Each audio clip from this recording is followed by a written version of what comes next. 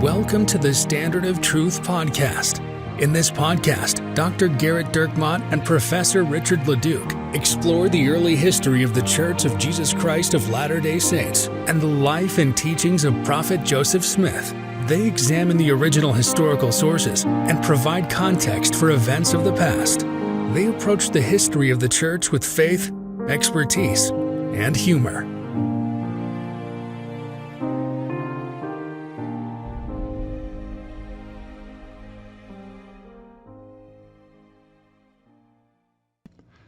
Hi, welcome to another episode of the Standard of Truth podcast. I'm your host, Dr. Gerrit, and I'm joined by my erstwhile companion, now ABD, Professor Richard Leduc.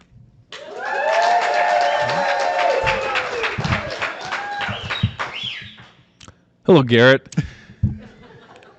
Thanks for having me back. Well, because you're ABD, I decided it was really touch and go. If they turned down your proposal, it really was. We were shopping for somebody else. We're going to create the Philastus Hurlbut Scholarship. Well, Gerrit, we're joined here on the Standard of Truth tour. We're in Palmyra as we speak in the great Best Western Palmyra Inn. That's off of probably Highway advertising whatever they don't want. Yeah. Yeah. Anyway, so we're here in Palmyra as part of the tour. We're about halfway through the tour. We've seen a lot of awesome sights, and we're joined by even more wonderful people. And so we're doing the live recording. This is going to drop much later because we're actually recording it on Thursday evening. And we've already received multiple inquiries from people angry and demanding that their content that they get for free comes to them earlier. It is a very interesting thing that people pay nothing for it and yet are really angry about it. It's like, but anyway, yeah. Yes. I think maybe everyone who listens is a teenager because that's how my teenagers respond. Oh, your car? Yeah, with your gas and probably your insurance? Are you coming back to your house? There's a lot of your stuff around here, isn't there? Anyway, so Gerrit, we received many great questions from the litners and participants here in the tour, and so we're gonna jump right in, and you. But let me just stop you for a minute. Oh, okay. Yeah. It's important to know that on all of these tours, there's always a few people on them who've never ever listened to the podcast because they love their spouse. And so their spouse is like, we've got to go on this podcast and the tour. We'll cut it out. You know what? We'll fix it in post. We're We're going to fix it in post. We want to make you look good. Yeah, we're not making you look good. We want to go on this tour. I want to go on this tour. And their spouse, because their spouse loves them, but hates the podcast or doesn't care about the podcast or would rather watch paint dry or listen to not Johnny Horton songs, apparently. I will tell you. So we can go for hate. Apathy is what we try and steer away from. So we want passion either way brings in. So you want people to hate listen to us. Well, as long as they're listening. Okay. Well, drive the numbers either way. But it is. So I apologize to the people who are on the tour essentially against their will. You promised your spouse, this trip for her birthday, and you're 3 or 4 days in and going, I deserve something a lot better on mine. This is rough, So hopefully everyone is okay with it. But thank you. Yeah, it's good. Yep. Okay. All right. We'll get into the questions then. Yep. After that. It's a good promotion for the tour, Gerrit. Yeah, it's good. Come on the Standard of Truth tour. Your spouse will probably hate it. And the only real revenue generating thing in this whole. And it doesn't even do that. All right. Yeah. All right. Someday we're going to have a business model that's not barely break even. Who was Joseph Smith going to have as his vice presidential running mate? These are quick hits. Okay, yeah. Quick hits. What if you asked me that and I was like, I don't even. I'm actually hoping that's what happens. We don't normally prep a lot. I mean, when I've got to pull up the sources, it does take me some time because I want to be able to read the original sources and stuff. I didn't see these questions literally at all. So Richard kind of read some of them to me, but then my son was playing a basketball game and I was kind of watching it, and then we started talking to the fine folks on the tour, and one thing led to another, and we were arguing about Johnny Horton songs, and so I haven't done enough prep work on this, but this I know. Yada, so yada, yada, lobster bisque. Lobster bisque. Okay. So it's actually an interesting choice for his running mate. It's clear that Joseph Smith wants to try to make his presidential campaign national. And so when, with the Council of 50, he is going to assign certain people to go on proselyting / electioneering missions. So, yeah, I mean, that's how, so think about how good your mission would be if instead of sharing the gospel of Jesus Christ, you were talking to people about a presidential candidate they didn't like. How would that go? So would they start telling about the restored gospel? They're not interested. Like, I see you're not interested. Would you be interested in I imagine, President Smith? I imagine that it's someone selling stuff out of their coat, and there's one side that's watches, and then the other side is bracelets. That's what I imagine. But yeah, so they would go and they'd have meetings. So they'd go and have electioneering meetings all over the place, and people would come to the meeting, and they would preach the gospel for part of it, and then they would also say, by the way, Joseph Smith's running for president, and they would share some of Joseph Smith's presidential platform. And so because of this, they wanted to kind of they were sending people to places that they were from. Right. So, here's this elder's from Tennessee. I'm going to send him to Tennessee to go try to electioneer and preach the gospel. And with Joseph's selection for a vice president is Sidney Rigdon. Now, it's actually kind of odd because by the time he selects Sidney Rigdon is somewhat, he's certainly not the Sidney Rigdon of yesteryear. He's not the Sidney Rigdon of Salt sermon fame that is just so devotedly defending Joseph Smith. And this is because in 1842, there is a conflict between Joseph Smith and Sidney Rigdon surrounding plural marriage, surrounding the accusations that were made through John C. Bennett. Someone we'll talk about at some point in season 30, probably 39 even. I've said 30, I want to move it to 39. All right. Yeah, okay. Season 39, we'll talk about plural marriage, but John C. Bennett is probably the only person, worse than Philastus Hurlbut. I mean, he's certainly worse because he's more effective. Yeah, he was in the first presidency. Well, yeah, there's that. But who's counting? But I won't go into the entire conflict, but at least the allegation is made by John C. Bennett that Joseph Smith made a plural marriage proposal to Sidney Rigdon's daughter, Nancy Rigdon. Now, Nancy Rigdon will deny that, and Sidney Rigdon will deny that publicly, and Joseph will deny that, and there's lots of denials that go around, but there still seems to be this kind of growing rift there. And in fact, there's a motion to drop Sidney Rigdon from the first presidency not too long, actually, before that episode.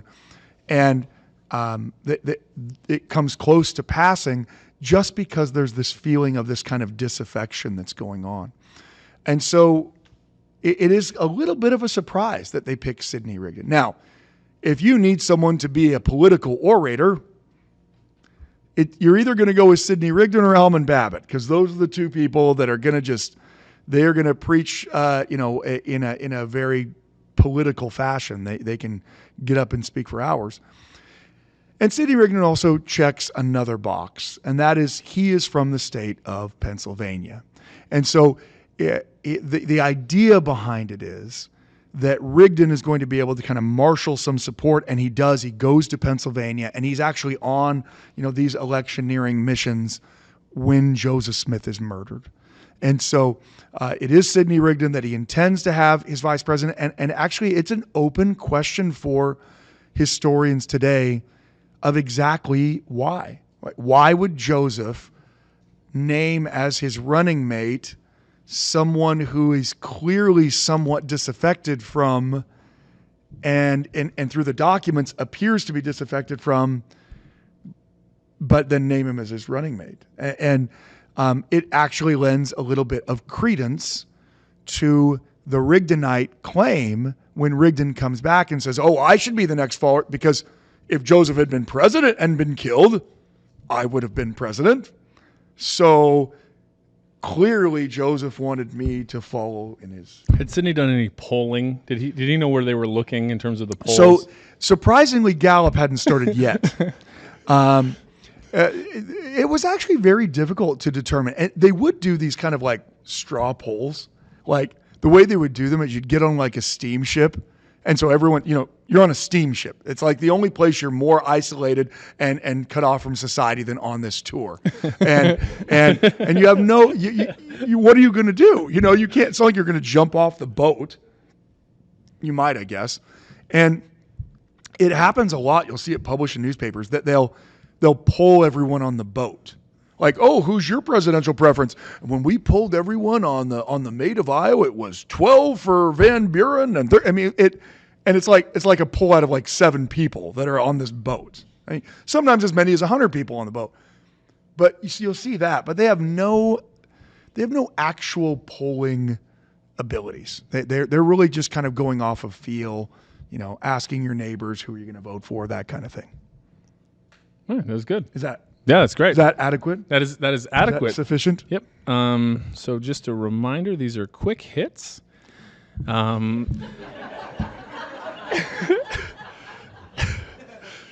podcast doesn't have to be an hour long. The podcast could end right now and permanently. This will be our final episode of the Standard of Truth podcast. Richard has finally jumped the shark. All right. How frequently did church members gather for a sacrament meeting, 1830s till, essentially the end of the Nauvoo period? So, this is actually one of those questions that's a little bit ambiguous. It seems like it'd be straightforward, but because we don't have like a daily log of what everyone does, what is clear is that in the early church, they are holding sacrament services. And that's very weird for the rest of the Christian world, because they see the term sacrament as meaning a holy ordinance that is done, and there's lots of them, right? So marriage is a sacrament, and last rites is a sacrament, right? That for Catholics. Protestants eliminate most sacraments, but the one that they almost universally retain is the sacrament of the Lord's Supper. And so that's why we even call it the sacrament. It's called the sacrament of the Lord's Supper, and we've just dropped off the Lord's Supper, I guess, And so you'll always be careful when you're talking to people from other churches and you say, oh, we're going to sacrament. That will literally mean nothing to them. Because if you say we're going to our meeting where we take the Lord's Supper, it will mean they'll know exactly what you're talking about. If you say I'm going to sacrament meeting, it is, you might as well be trying to tell our Canadian friends Fahrenheit temperatures. You might as well. I'm telling Dave, I'm like, man, it's going to be like 85 degrees. He's like, 85? Our blood is going to boil? No, 85 Fahrenheit. Yeah. And it was scary for a minute. Yeah. So, the reality is they don't hold. Let me back up, but we won't cut this out just to demonstrate. We'll cut this out. I'll fix this in post. You'll fix this. Yeah. You've never fixed anything. Most Protestant churches do not take the sacrament of the Lord's Supper every week. That is not. Now there are some that do. So don't be like, well, wait a minute, my friends. I know there are some that do, but it is not generalized. Usually you have special meetings where the Lord's Supper is administered, maybe monthly, maybe bi-monthly, or sometimes even only once a year. It's because it's not an essential aspect of salvation. The only thing that matters for salvation is faith. People, different churches can have a lot of leeway on that. In our early days, it appears that we take the sacrament of the Lord's Supper fairly sporadically, but if anything, more regularly. Like, there are multiple meetings that are like held on a Thursday, and they break bread and bless wine and pass it around. And so not just a Sunday meeting where you're going to have the sacrament, but in fact, they'll have it. In some ways, it almost seems like whenever they get together, they're like, well, we're here. Let's bless some wine. And, it seems like it's a pretty good method for attracting members. And it starts to become something that is expected that you're going to do this, I think, more after Doctrine and Covenants, section 59. So section 59 is where they get to Zion. And when they get to Zion, it is not Zion. Okay, they get to Kansas City, and like those of us on the tour who are continuing to Kansas City, you will very quickly learn this isn't really the city of Enoch. And for them it was even worse because there was no barbecue.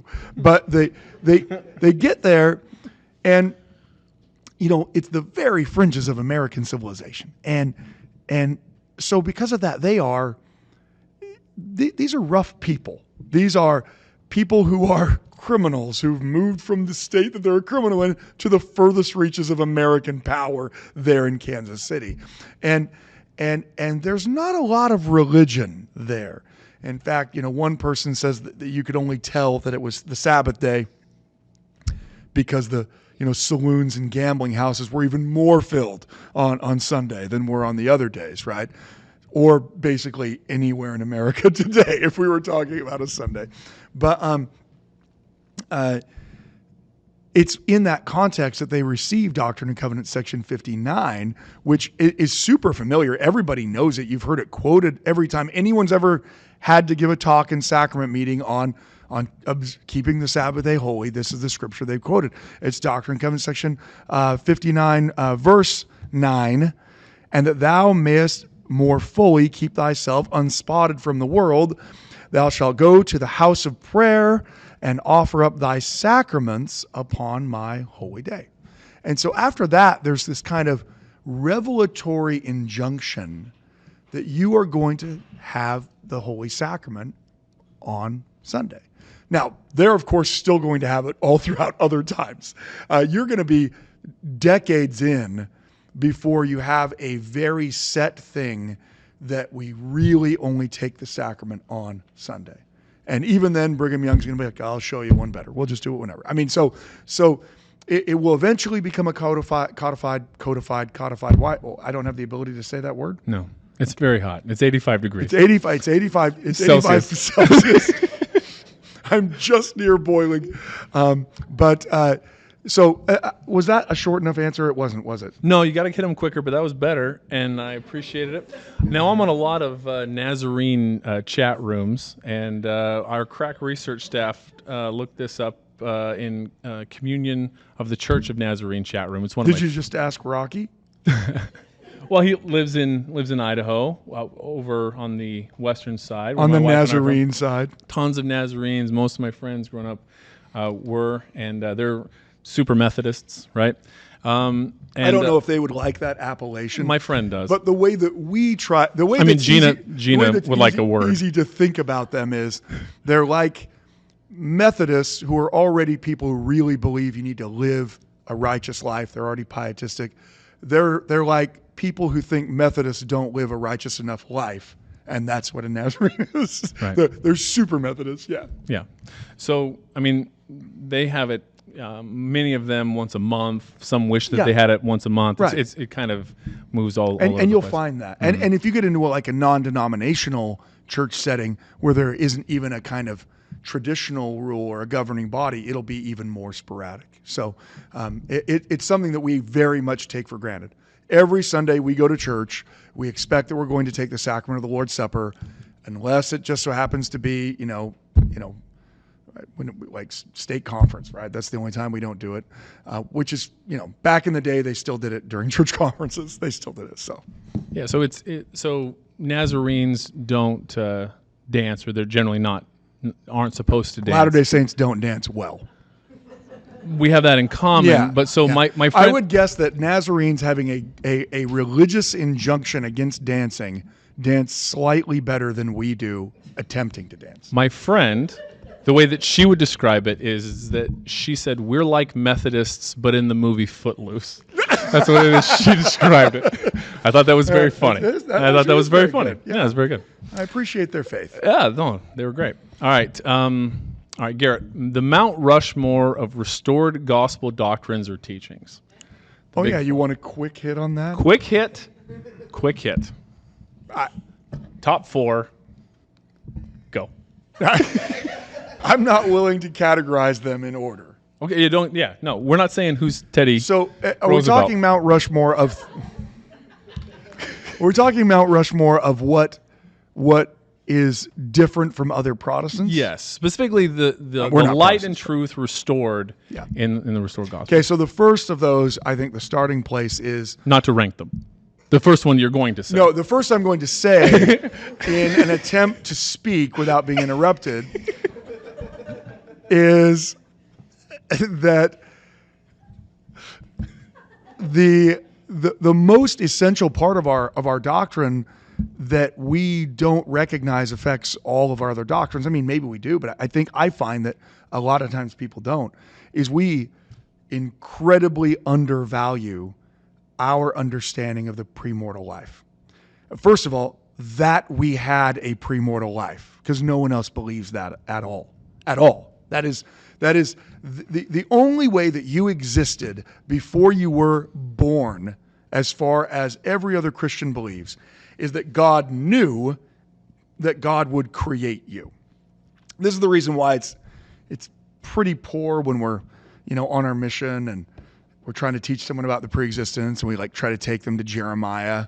We're like, no. In Jeremiah it says, before I formed thee in thy mother's womb, I knew thee, right? And that's great. I mean, I see why we try to read it as a premortal life scripture, but it's the least effective scripture to ever quote to a Protestant ever, because their response would be, yeah, God who knows everything, of course, knows Jeremiah before he creates him, because God knows everything. That's not to them proof of a premortal life.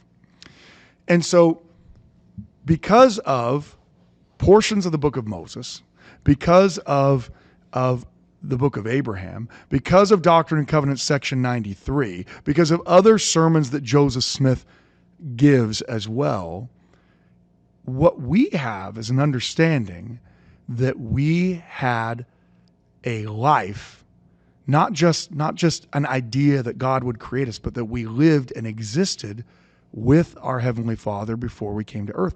And that actually affects the answer to every other single question.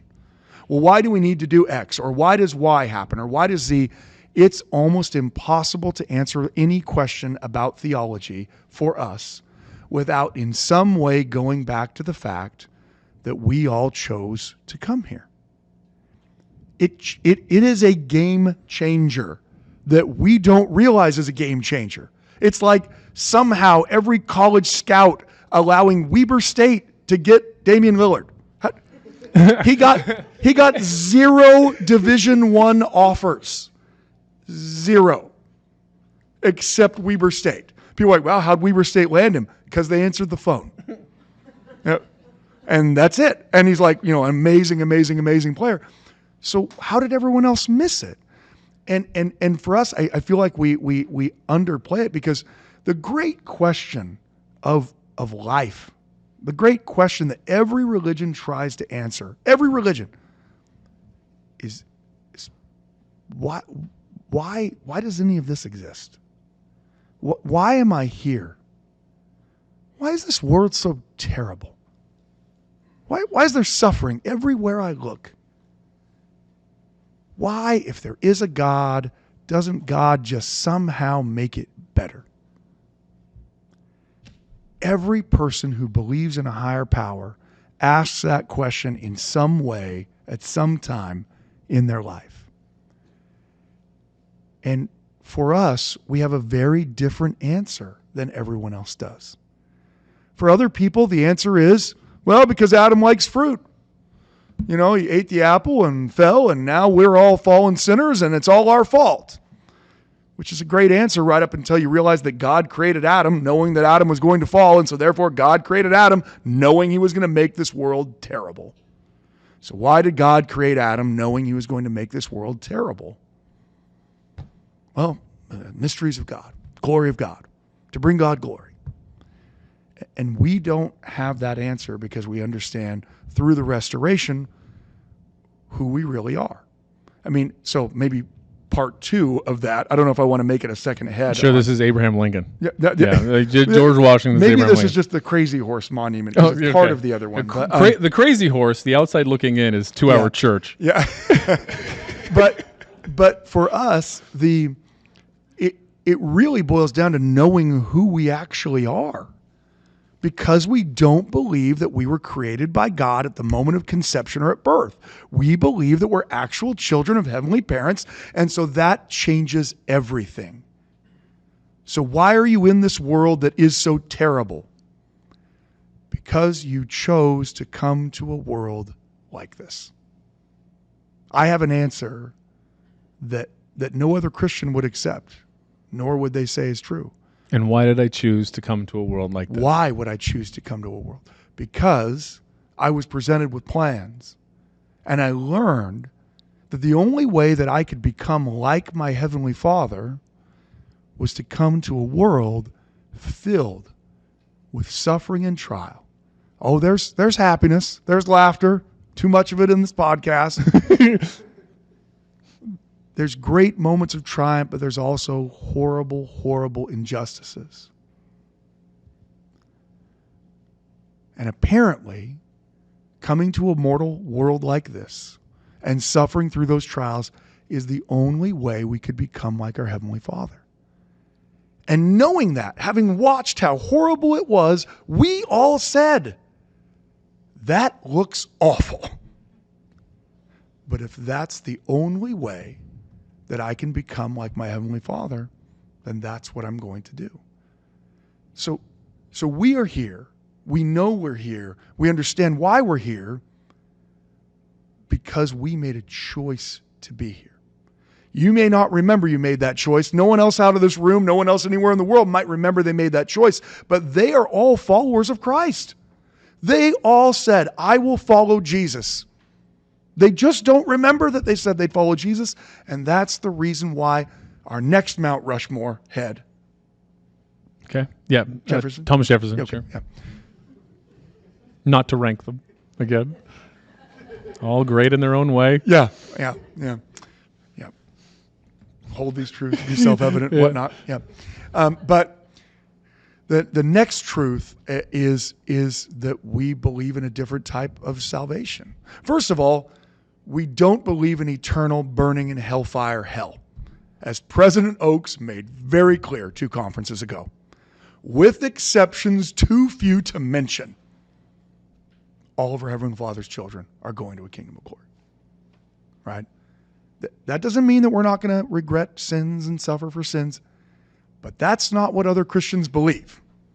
They believe if you aren't right with God, you go directly to hell, you do not pass go, you don't collect $200, and you cook and writhe in agony forever. We don't believe that.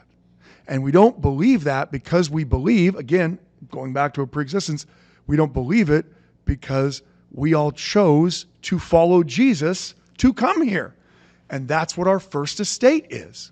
So because we chose to follow Jesus in the first place, all of us will eventually go to heaven. Some level of heaven. The lowest of which Joseph describes as being bliss. Bliss. I've said it many times on the podcast, but you know what? You're a one-trick pony. You say it all the time. Well, there's a lot of people here that haven't heard it because spouses they're all the spouses who are, They're hating every moment of the tour. They're like the finals tip is in about an hour. Let's get this thing rolling. I saw the Celtics were only at 4.5. We should 4.5. You got to hit that. They were 6.5. Oh, okay. Well, yeah. Again, we'd like to reference. Don't President gamble. Hinckley's 2005 President Hinckley talk on gambling. We're not actually General gambling, Conference. although I did see a casino on the way here. But that the reality of it is that there's for Latter-day Saints, we're often accused of believing everyone who's not a Mormon is going to hell. It's literally the opposite. We literally believe everyone's going to heaven. Everyone.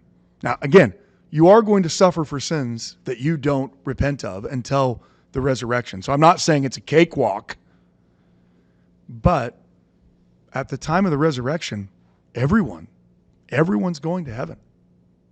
The question is, what level of heaven? And that's where exaltation comes into play. Because the church doesn't really exist to bring us salvation. We use the term salvation a lot, and that's fine. If we want to say that, fine. But the real work and the glory of God is to bring to pass the immortality and eternal life of man.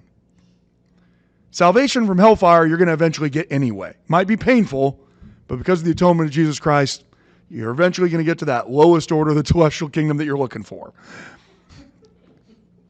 But the real goal of the life that we have, the real purpose of making covenants and persevering through the horrible, horrible difficulties is to be exalted and become like God.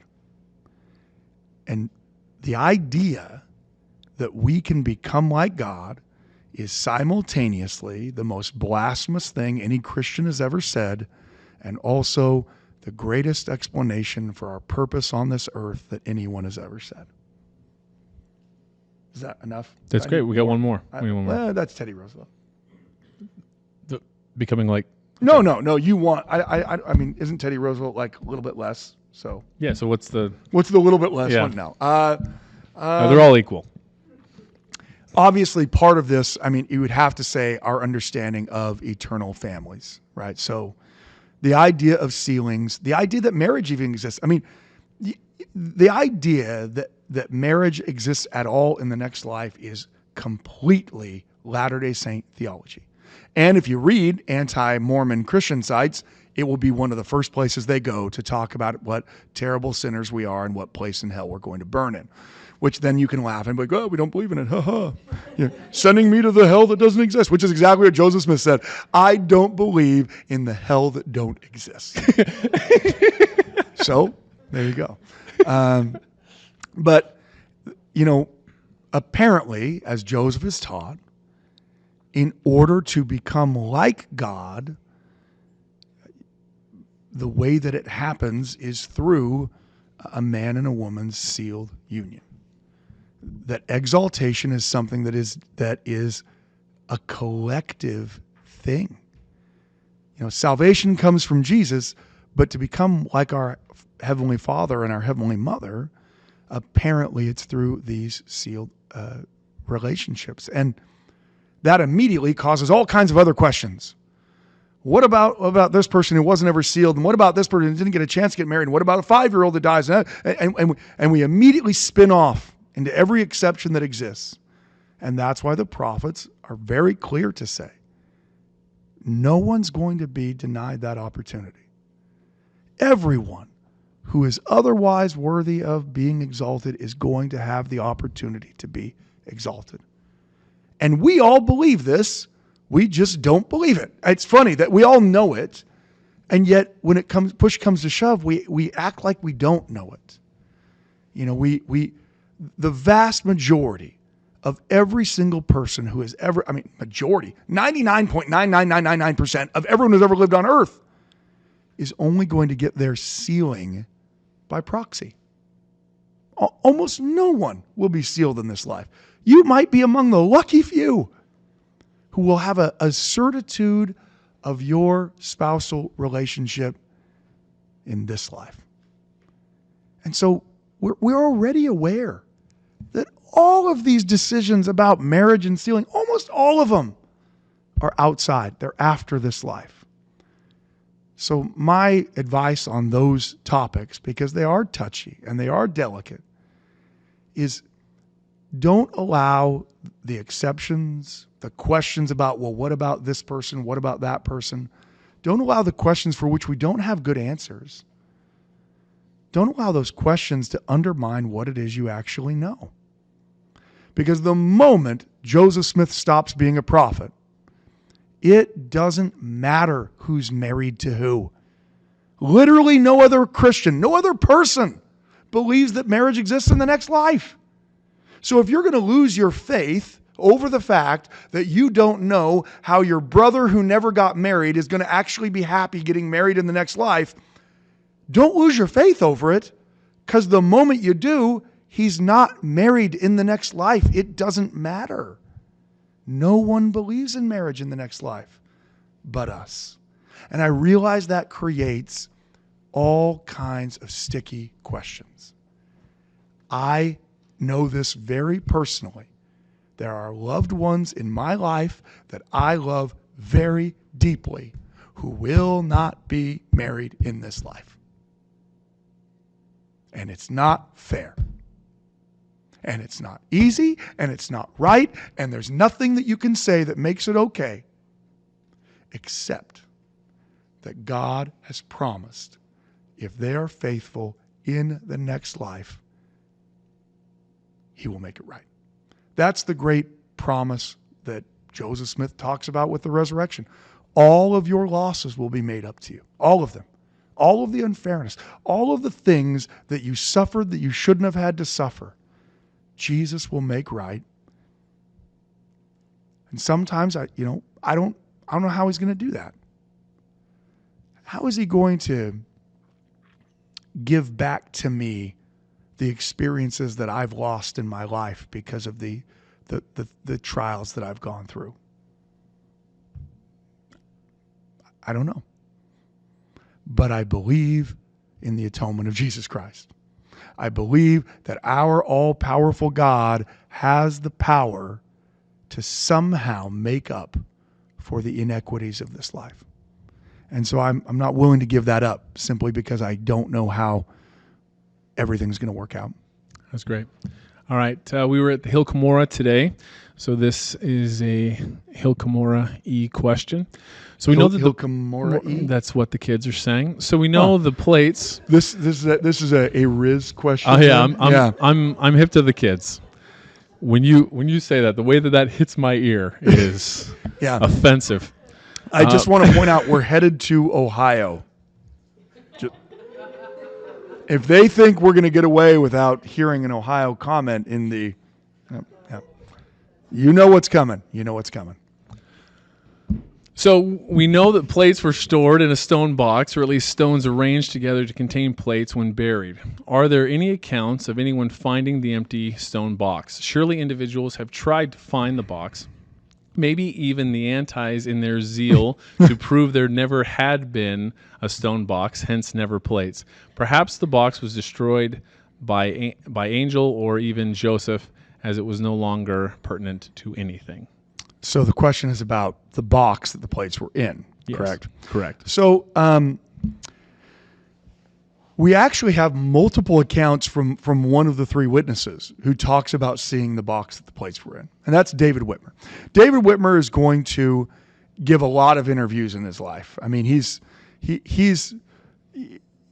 well-interviewed guy. He's essentially like a rock star of early Mormon. He's given a lot of interviews. He lives a long life, a lot longer than the other witnesses, and so he will actually, in a couple of them, specifically talk about the fact that he's seen the box. Now, we don't have any contemporary record of that. We don't have him writing a letter to Oliver saying, "Hey, I just saw the box the plates were in." But David talks about it a lot, long after he's disaffected with our church. And so, and let me share one of them. That he says, "I saw the place where the plates were found, and a great many others did also, and it awakened an excitement at the time." So he's actually saying other people saw it. It was a stone box, and the stones looked to me as if they were cemented together. That was on the side of the hill a little down from the top, where y'all were today. And so he's going to say that he actually goes back to the Hill Cumorah multiple times. So in another interview, he says that he's been there 3 times, and that he's seen, quote, casket that contained the tablets and the seer stone. Eventually, the casket, he's calling this the box, the casket apparently, had been washed down to the foot of the hill, but it was to be seen when he last visited that historic place. So at least David Whitmer's saying, like, well, there was like a big old rainstorm and there was like a landslide and it washed the stone box out of the top of the side of the hill, and it was like just down there at the bottom. And people were like, oh, look, that'll work for a hearthstone or something, and take it. I don't know. That's what he says. David Whitmer's going to say that multiple times.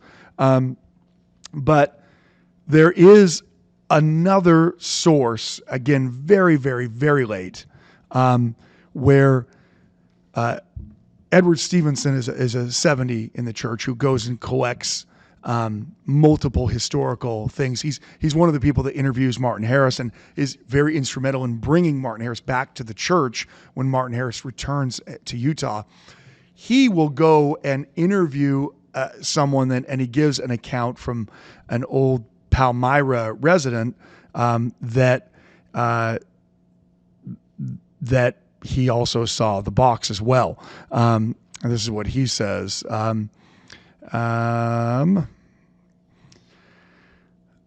He pointed out the spot of ground where the stone box was placed near the summit and on the west side of the point of the hill. He likewise stated that soon after the rumor so widely spread regarding Joe Smith, I don't know that it was said with that kind of accent, but it is Joe because he's put it in quotes. Joe Smith finding a gold Bible. I'm not sure what that was. Soon after, a rumor so widely spread regarding Joe Smith finding the gold Bible that there was great excitement throughout the whole country, and that it was about this time that the Rochester Company located and searched for hidden treasure. So he's going to talk about the fact that apparently lots of people are looking around, especially because they can see where that box is. These are all much later statements. So, I mean, they do need to be taken with a grain of salt. But there are people, especially David Whitmer being among them, saying that he has seen 3 separate times the box that the plates were in. That's cool. That's a good question. All right, so this, now we have about, 15 minutes or so. I think that this question... The people paid for 2 hours. I think some people paid for less than one. Yeah. I'm pretty sure the spouses we aforementioned paid for about an hour and a half ago. So I think this last one, this could be the last one, and go the rest of the time here. And this comes from friend of the show Taylor.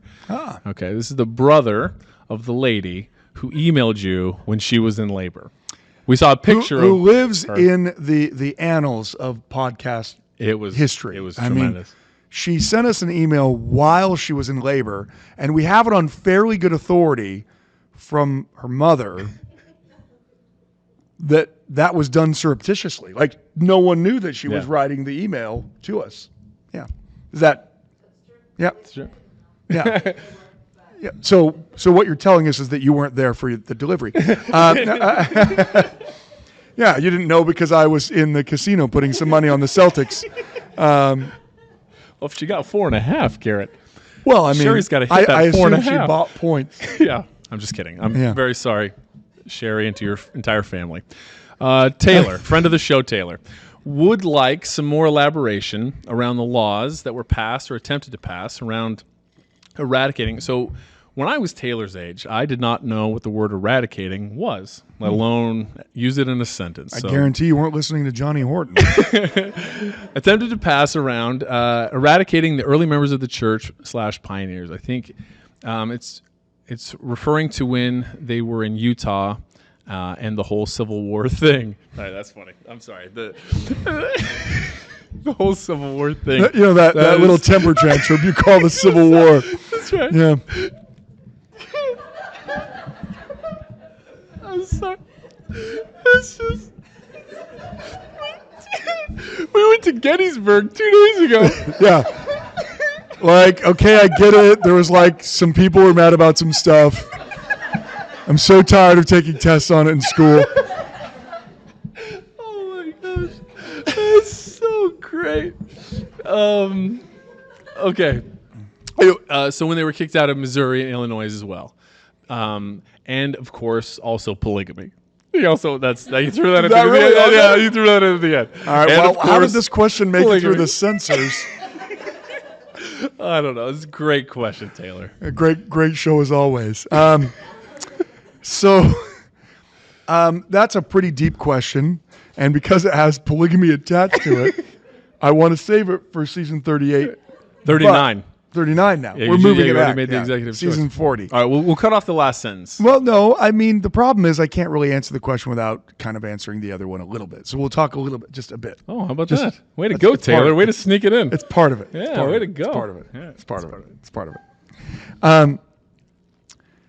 So with the Saints moving to Utah, they move at a time of great political turmoil in the United States, which is, for those of you who don't think the Civil War is just a thing, it's kind of a big deal, right? As the nation is lurching toward this cataclysm, they don't know it's going to be Are you okay?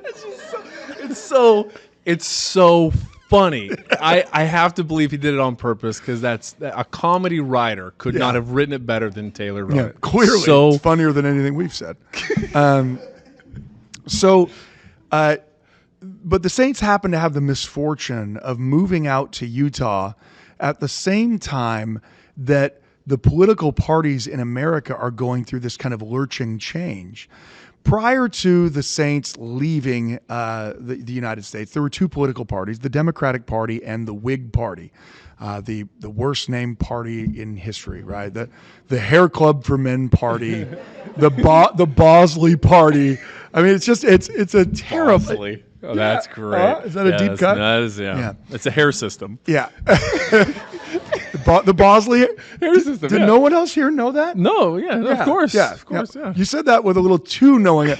We'll talk to you later. Yeah. We'll talk to you later. As a politician, he needs to have good looking hair. His hair looks amazing. Yeah, he needs to have good looking hair. That's anonymous still. No one knows who we're talking to. Paul's hair looks great. Look, Paul's a very common name. Yeah. No, an apostle was named Paul. That's right. That's what I'm saying. That's what I was talking about. Yeah. Okay. He wasn't a politician. Paul will cut it out. This won't be in the. It won't be in the episode. We'll cut it out. Minute 47:08. We'll cut it out. Don't worry about it. We won't cut it out. We're not going to cut it out. So, the reality is that the Whig Party was a national party, but it had most of its strength in the New England states and the Midwestern states. And part of its strength was it was the party of evangelical Christianity, which to everybody listening, when I say, someone who's an uber Christian, you think, Texas, you think Alabama, you're thinking the South. But for the 19th century, the evangelical Christian area, you actually, again, this is something everyone already knows. They just don't know that they know it. And that is, where's the burned over district?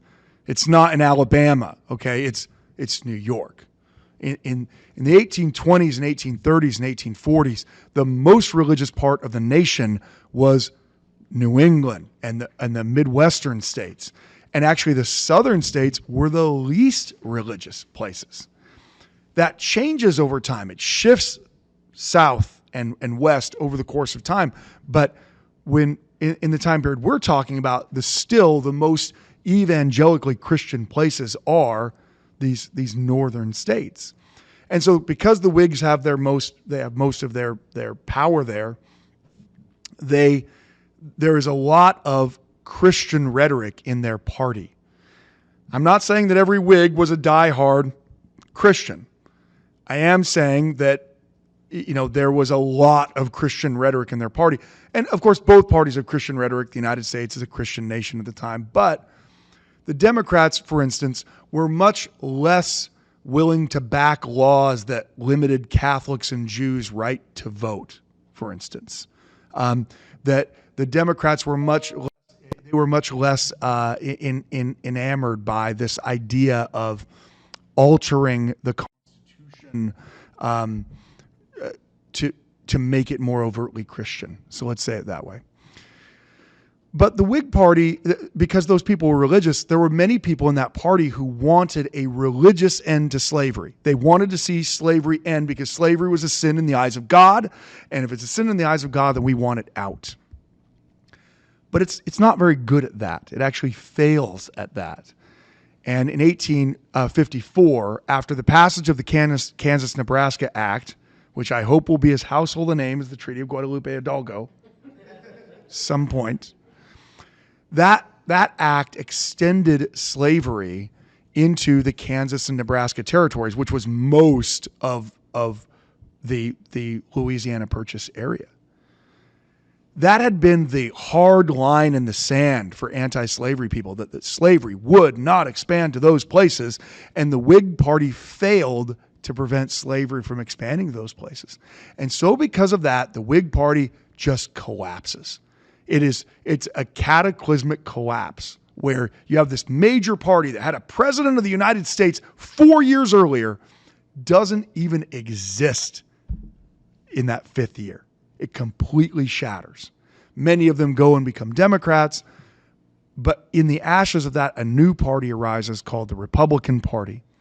The Republican Party is not shy about its anti-slavery stance. Instead of being a collection of politicians who also don't want to see slavery expand, the Republican Party's entire purpose was to prevent the expansion of slavery to the territories, and it was overtly evangelically Christian. Overtly Christian. And that meant that the same thing, as I said to people on the bus, the same thing that made a Christian in the 19th century hate slavery because they believed that slavery was a sin in the eyes of God is the same thing that made them hate Mormonism, because Mormonism was a sin in the eyes of God.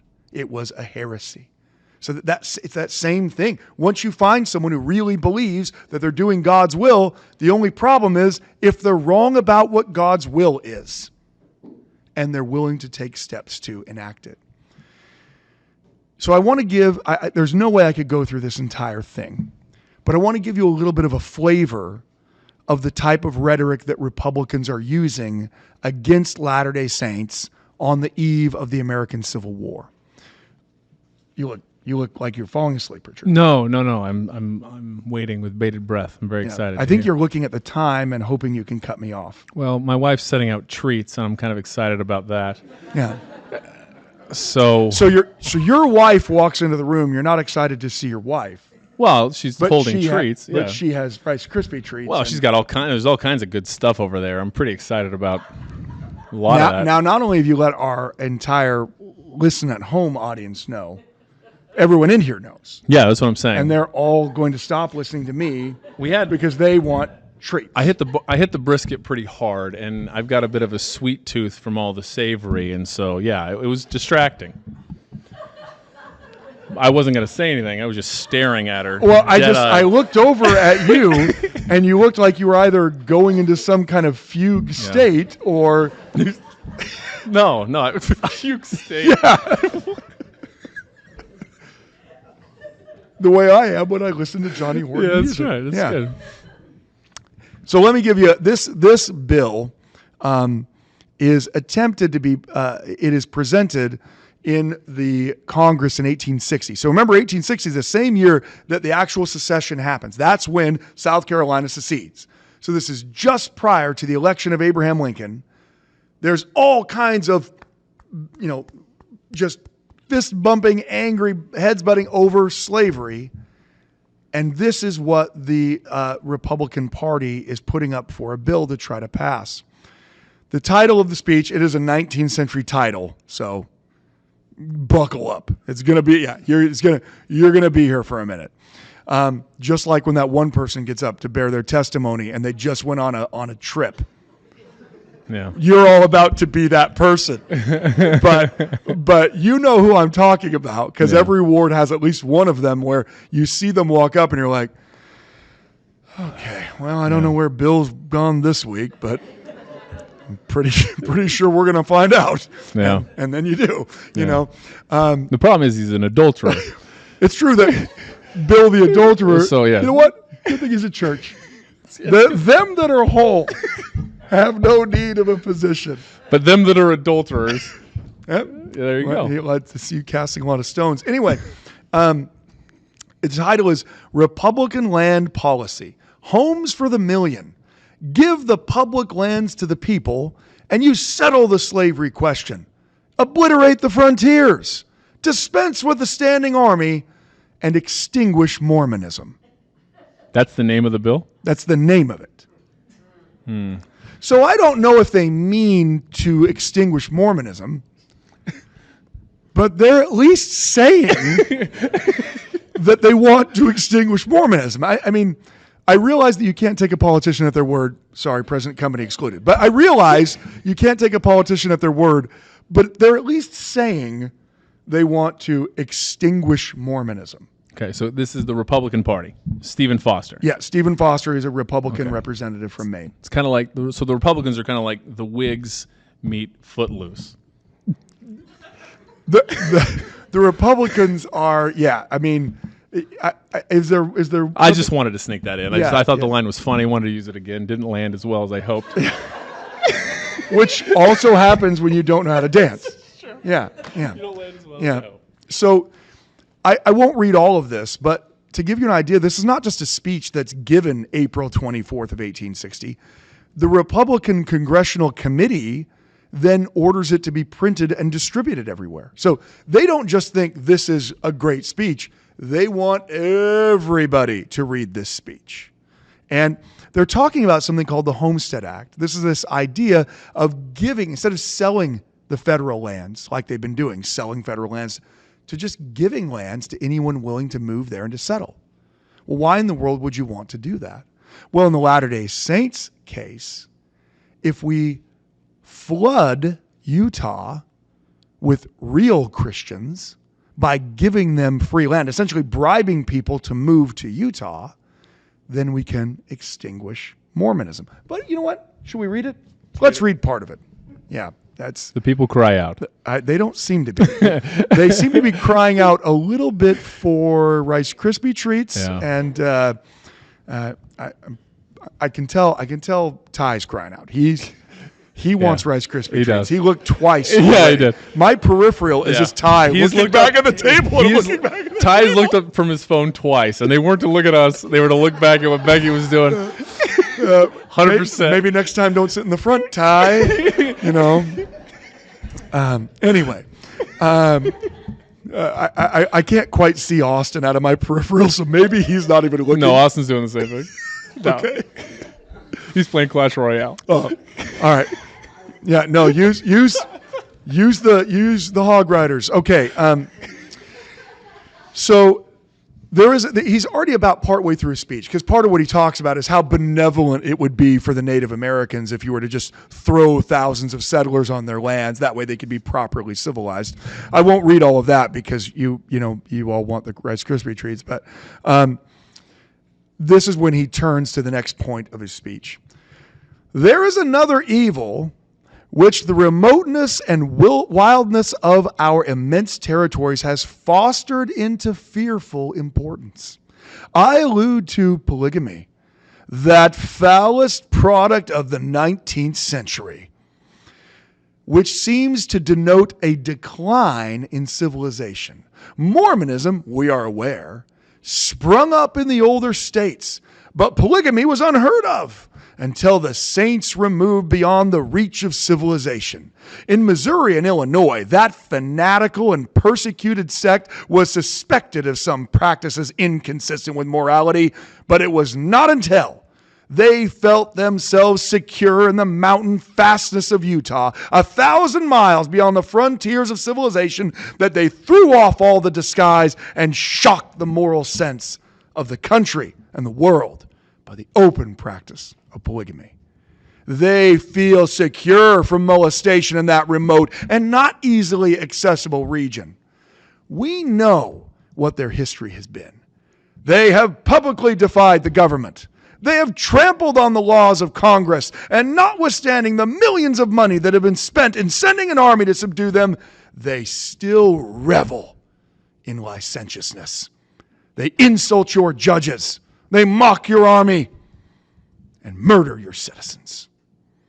Sir, it was but the other day that a bill was introduced in this body for the abolition of polygamy. It met my hearty support.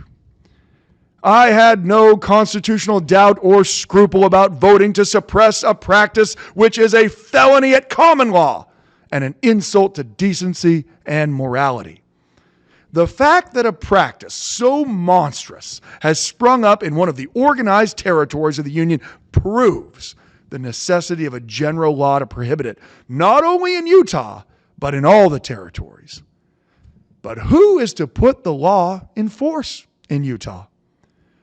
There, the institution of polygamy has been permitted to grow up to such proportions as to defy suppression by any ordinary legal process. The whole population sustain and practice it, or desire to practice it.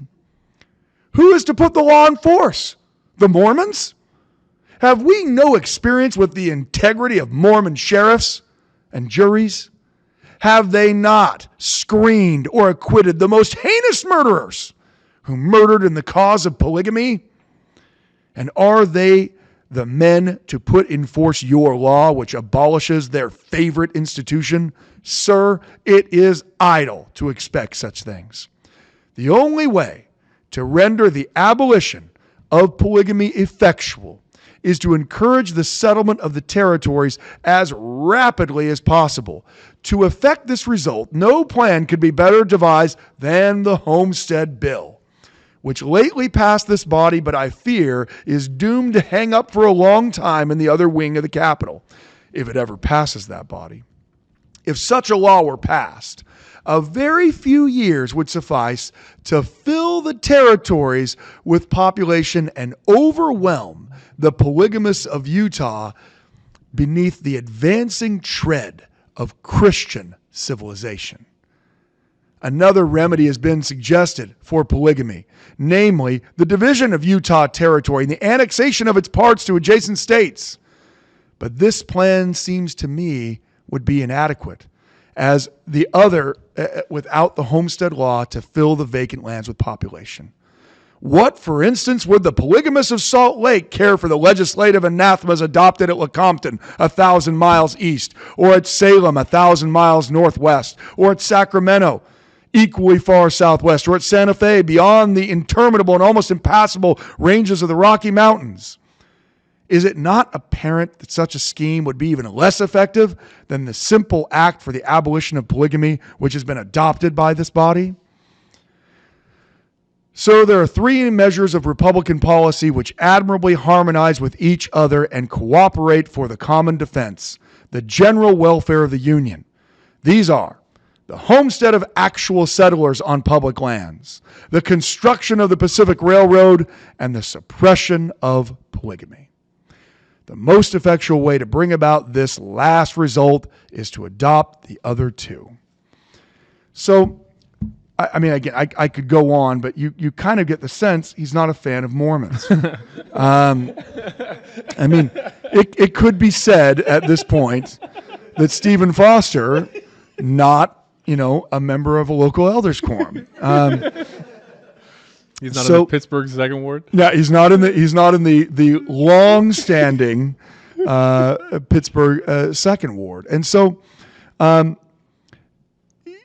when you say you want the extermination of a group, and you start to pass laws that you at least believe will exterminate that group, yeah, that group's going to kind of think that you don't like them. Now, maybe, and in the case of the Homestead Act, this is the case, your plan doesn't work because no one wants to move to Utah. Even when you're giving free land away. Imagine how bad it was in Wyoming. I mean, that is the reality of the Republican Party. Both John C. Fremont, who runs for president in 1856, as an abolitionist, as someone opposed to the expansion of slavery, he runs on the platform of the abolition in the territories of slavery and polygamy. And so does Abraham Lincoln. That is his party platform. And so when those men are elected, when Abraham Lincoln's elected, there's a reason why Latter-day Saints in Utah don't begin celebrating Lincoln's election. He's the head of a party that's vowing to destroy them. And then Lincoln begins signing into law bills like the Homestead Act and the Anti-Polygamy Act that the authors of them say this will destroy Mormonism. So that's not a way to win friends and influence people. If you want someone to be on your side, the best thing isn't to say, I want to exterminate you in any way that I can. Would you like to go get a drink? It's not the best way. So I know I don't have any more time to go on, and that you're giving me the side eye. Yes. Yeah. But I think it's an important thing to understand when we study our history, that sometimes the very thing that makes someone beloved because they are opposed to slavery in our past is the same thing that makes that exact same person hate your ancestors, because they're being motivated by their Christian faith. And on the one side, it's amazing that Christian faith hates slavery. And on the other side, it's not so great that Christian faith hates us, right? You deal with this all the time today. You will run into Christians everywhere who hold many of the same moral and civil values that Latter-day Saints hold. You'll sit down and have a conversation about many different things that are controversial issues that people are on both sides of. But with this Christian, you see eye to eye. And yet, when they find out that you're a Latter-day Saint, are more than willing to tell you what part of hell you're going to go to. Because the reason why they're opposed to abortion, for instance, is because they believe it's a sin in the eyes of God. And the same thing that motivates them to say abortion's a sin in the eyes of God is literally the same thing that motivates them to say Mormonism is a sin in the eyes of God. And that's why you get this kind of disconnect. That doesn't mean they're bad people. We can't throw everyone out who has a problem with Latter-day Saints, or there would be no one left in the boat, right? And hopefully we can, through our own preaching and through our own lives, help people soften to see us as more as the Christians that we want to be seen as. So thank you so much for joining us. Thank you for being here live as an audience.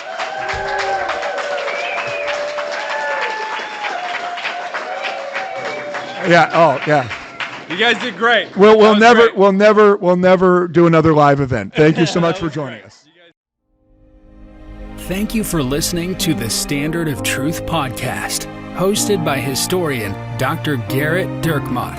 If you know anybody that could benefit from the material in this episode, please share it with them. And for more resources, visit standardoftruth.com. Until next time.